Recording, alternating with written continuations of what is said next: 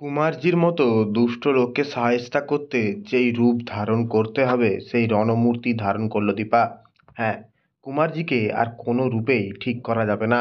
তার মতো দুষ্ট লোককে আর কোনো রূপেই দমন করা যাবে না।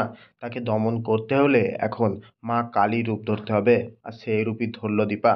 কুমারজি যখন মা কালীর পুজোর জন্য এসেছিল, দীপা আগে থেকে এসে সেই ব্রাহ্মণকে বলে রেখেছিল যে কুমারজি কতটা পাপী লোক, কতটা দুষ্ট লোক।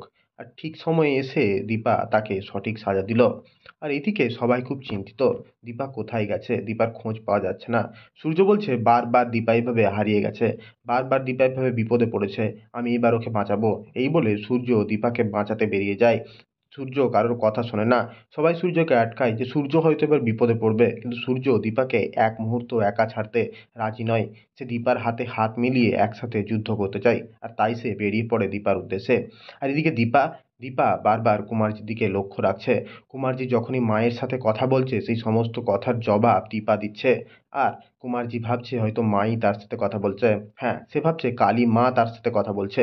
কিন্তু আড়ালে যে দীপা আছে সে সেটা বুঝতে পারছে না।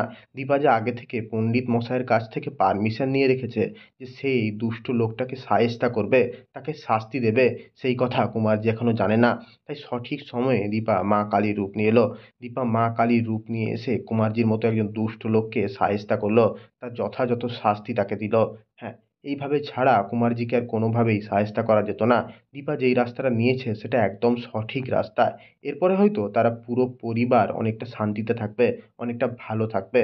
তাদের একটা শত্রুর হয়তো দমন হলো, দীপা নিজে হাতেই সেই শত্রুর দমন করলো। তবে বারবার কুমারজি আবার ফিরে এসেছে তাকে দমন করার পরেও। এইবারেও কি তেমনটাই হবে? নাকি আবার মিশকা তাদের জীবনে ফিরে আসবে? আবার তাদের সুখের সংসারটা ভাঙতে চেষ্টা করবে মিশকা, আবার কুমারজিও? আপনাদের মতামত আমাকে কমেন্টে অবশ্যই জানাবেন। ভিডিওটা দেখার জন্য অনেক অনেক ধন্যবাদ। নমস্কার।